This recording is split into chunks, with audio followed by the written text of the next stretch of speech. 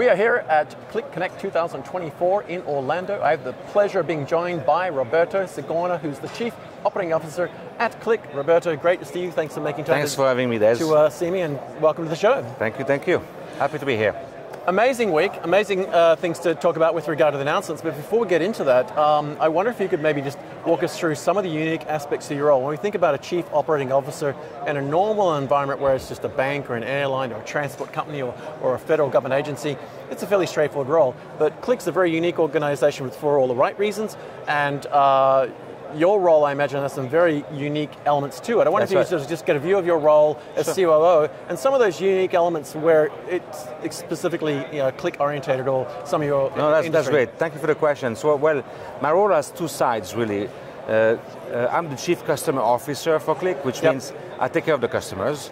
Post sales, so the support, the implementation, education, and those kind of things. So I'm in the field with sales, with my customers all day long. At the same time, I have to drink my own champagne because I have an IT. I have an IT.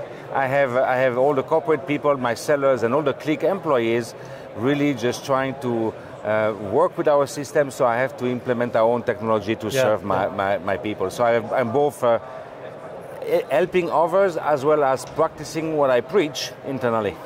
Well, it's also, when you mention that, what makes me then sort of go, ooh, that's a big challenge, is you not only have internal stakeholders, but you also got the broad global sort of reach of customer stakeholders, so your customers, your integrators, your partners, your resellers, and all of the other elements around that. That's right. How does one juggle that, and as a COO role, how do you bring that together? You cannot survive if you don't have a good team. Obviously, I have a great team, so that's very important. But this is true. I think, if you think about it, the simplest way to think about it is I'm trying to just create the IP or the beachhead of how we should operate with our technology as well internally first, and then somehow I try to productize that and run a franchise with our ecosystem. I'm the one who's supposed to be the first one figuring out how to implement all of this. And once I do, well, through my team, making sure partners understand and they can do this at scale. And I imagine also, as you collaborate with that ecosystem as a whole, from your customers all the way through to your own organization, and now with some of the acquisitions, you're gleaning quite a lot of insight from how they are solving problems, how they're dealing with operational issues, and bringing those back in-house as well. Is that fair to say? That's absolutely right. I think, obviously, I spend my time with a lot of different people, but internally, I would say a good third of my time is spent with our two product guys, Drew and Brendan. In particular, historically with Brendan and the analytics side of the house. Yesterday on stage he shared how he's improving the UI. This is the result of discussions I have with him, and I bring him the statistical relevant information about what people struggle with. What I hear through the thousands of phone calls and interactions we have on social media with customers, and then Brendan and I actually prioritize what we have to do. So yes, the feedback loop with the product teams is a big deal. Indeed, and also invaluable because you're tapping into this broadcast net of high IQs, high performing people with great organizations.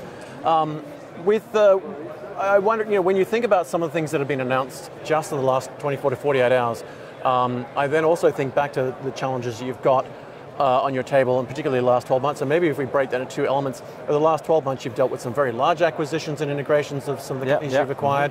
You've also had some very, very big projects. Walk us through sort of what that's been like and how you've approached that challenge of integrating two very large organizations, very, very, very intelligent, powerful teams, different systems, complexities with that. How does one approach something of that scale? Well, that's a challenge, definitely. I think, again, the merger with Qlik and Talend was a different scale for us. We've never quite done something this big. We've done several acquisitions since I'm here. But again, the challenge there is you have two companies who have like decades of existence, of customers.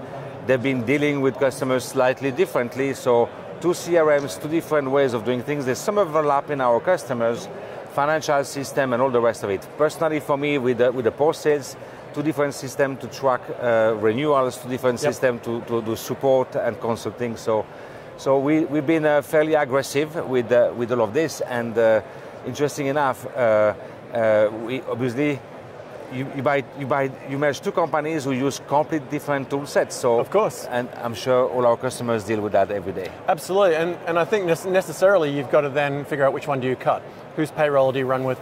Whose security systems, and where, I guess you're then looking for the best of the breed in both organizations to elevate both up. Exactly. And do your best to merge them. Exactly. So we look at the best of breed, we look at maturity of the processes, right? And we're trying to be really like a quick evaluation. We use outside help. Yep. There's nothing, we don't know everything, so finding the right expert from outside who's doing this, right, to understand this technology, doing the quick evaluation and doing the merger. So, and again, it's interesting that I'm caught in my own dilemma of data merging. Yes. Like, we preach, we have the technology, and again, I have to implement it myself. So, which, by the way, is again interesting because not only I drink my own champagne, but back to this feedback look to the product, I can be a guinea pig. Yes. I can test things and I can give feedback as a user. How do I see it? You're your own first customer in many ways. That's right, that's right. In many ways, I think when you look at Qlik as an organization, certainly the acquisitions you brought on board, like Talent, that's what your customers actually look to you for, that you are actually already using your own tools. You develop the tools for various needs, whether it's your own requirement or the customer requirement, and then you take it to the market. But they then have the assurance that you're already eating your own dog food or drinking your own champagne, as you might put it, and that this is a tried and true practice, and you've got people with that success story in place. With some of the things that you've done now with regard to, I guess, the integration of the Talent Data Cloud, that must, I imagine, simplify some of your life with regard to where you can put some of your shared data sets, work with them, and then maybe put them somewhere else for long term. Well, you're absolutely right. I think when you get like these two companies, like for us merging, different systems, large data sets, lots of legacies, some broken things too. So I think what, in particular on the data side, what Drew was sharing with the Qlik Talent platform there, I think this very simple interface, this way of managing the jobs. I think my CIO is here in town as well. We were just together watching this, and he was like, wow, next time, after time. Yes. Because today, before this full integration, Talent existed, Qlik existed, but they were not really working in the same, seamless in the same platform. Yep. So everybody has to couple the solution together each time. Yeah. It's not just Qlik, but third party and things like this. And then the skills required in your team, the legacy you have to have in all those systems. So now with this integrated platform, obviously, I hope that next time we do an acquisition like Talent, obviously this is going to be more like a templated push button with the help of AI as well. Really that, everything is pre-configured, we only need to know where the data comes from, and much smoother operation. I'm fairly confident that is definitely going to be the case. We saw the demo yesterday where that actually did take place. What was also, when we were talking off camera just a moment ago, but to bring it into this conversation for our audience, we were talking about the impact then of the likes of Qlik Answers, where you, inside there, you've probably got a whole bunch of data, whether it's attachments and email or stuff sitting on phones or laptops and tablets.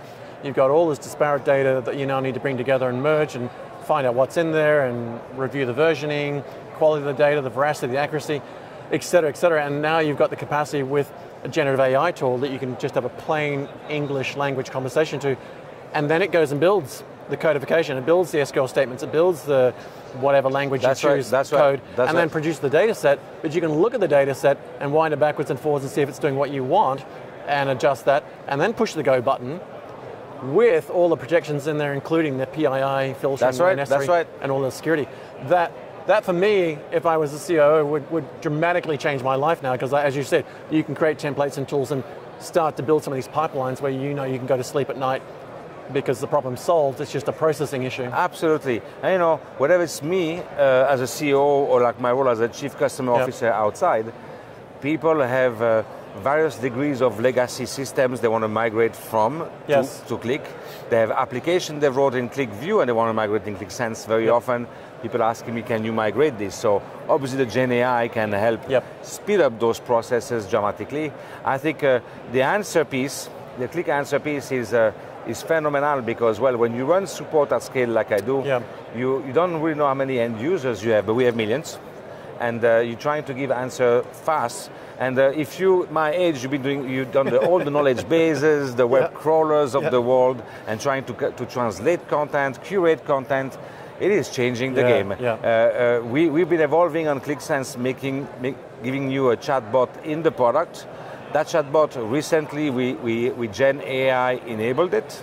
Okay, Qlik Answers did not exist yet. We're going to switch to it. But the idea that I can have all the content almost in real time coming from all the sources we have, Qlik and Talent, and soon enough in the ecosystem, and just at the fingertips of the customers in the product, and just like, I'm wondering how I can do this next, and having those answers and pieces, to your point, a piece of code or whatever, a video about how to use the product or anything. I mean, this is game changing. Well, there is a lot of fears initially with things like this, like, oh my God, what happens to all those jobs? The reality is, I started like this journey already on the support side, at least this indexing and this natural language interface. We haven't reduced headcounts by a single headcount. What we've done though, 50% of the people who in my support organization now they're like RAG experts. Right. They are looking for the best sources of contents out there. They understand better what people look and don't find, so they go source the right content. So that makes us way better than before, so as opposed to reactive. I like the term that was tabled yesterday, and it's been repeated today, of the democratization of it. We sort of saw that with a bunch of other technologies, and we certainly saw phrases like citizen data scientists come about when tools came out. And now when we sort of get to the point where in many ways I feel like that we brought the technology to us, so that I don't really need a lot of skills and training expertise to use all the capabilities that someone like Qlik brings to the table, if I can now talk to it in my own language. That's right. And it can interpret that. And as you said, it can then go and find the other data sources and let me know about where they come from, how they are in the lineage, but also bring all that assurance that Qlik has been doing for decades, 31 years now. That's right. Of quality assurance, quality protection, data veracity, version control, access control, security. Now to do that in plain language as if it's a smart agent. As you said, game changer, but a game changer in such a way that I think it's going to just balloon the adoption of it, because now people around the organization go, well, I can type a question the way I do email, and it gives me the data. Yeah. I'm really excited to see where that goes. I imagine you are as well. You know, and as I travel around the globe, I see the biggest corporations of the world. One of the things I hear always from CIOs, chief officers, is help me create adoption of the solution. Yeah, they have IT teams, they create all these awesome content, these great applications, and then people don't know how to use it. Well, we have, we used to call this data literacy. Yes. Do they know what they're doing? Do they know what they're getting? Well, now you can get like that new interface now, right? It's a new UI. Now I just say like, what am I looking at? Ask the question. It's the ultimate interface, isn't it? Yeah, it is the way, if you think about it, is the way like iPhones have changed our life. We used to do things much easier and faster than before. And in the enterprise software, we were a bit behind. I think GenAI is going to help us actually just be cool again. It's an exciting time. Yeah. To wrap us up, I wonder if you could maybe just share very, very briefly, you've been through this in the last 12 to 18 months yourself in your own role, juggling the normal CEO to acquisitions.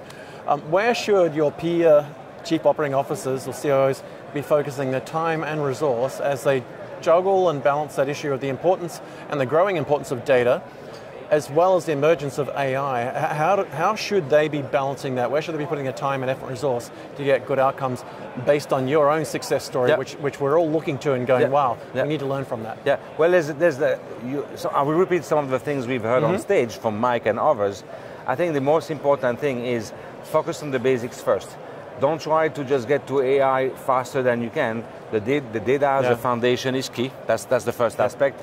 And for me, my experience is there's always a lot of ideas about cool things we could be doing, but keeping it simple is very important. Yeah, the KISS principle. Okay, your financial information, your CRM, get like the noise out and focus on the main engine. Mike said junk in, junk out. Yes. I think I can definitely relate to that. Absolutely. The second piece is, I was talking also yesterday with our advisory board, and they were talking about the challenges they have with their business. I think we see an emergence with this AI of business people having great ideas what they want IT and CEOs to go do. There is a layer in between. There's what the technology can do and the technology people who can implement AI and data versus what the business, they might have silly ideas that actually they think it's GenAI, but maybe it's ML. They're not really sure what they're asking. We have to get ready with a layer in between. I call this the new business analyst or the AI business analyst. Right. We need a new generation of people. We have to focus in companies now. Who are those people you can put in between, like your business users who have like needs and might understand somehow where they want to go with GenAI versus what the tech can do on the other side. So we're going to be a bit lost in translation in between unless we have that layer. Some interpreters of business needs to technology needs who understand both sides of the fence. That's right. Roberto, what a fantastic summary of where people should be putting their effort and expertise and resourcing for your peers and not only just COO roles, but also technology roles in general, focused on data and AI. Thank you so much for making time to catch up with me. It's been great to have you on the show, and hopefully we'll have you back again soon. In the meantime, hope you enjoy the rest of this amazing week here in Orlando. And in the meantime, safe travels home. Thank you so much. Thank you for having me, Des. Thanks, Roberto.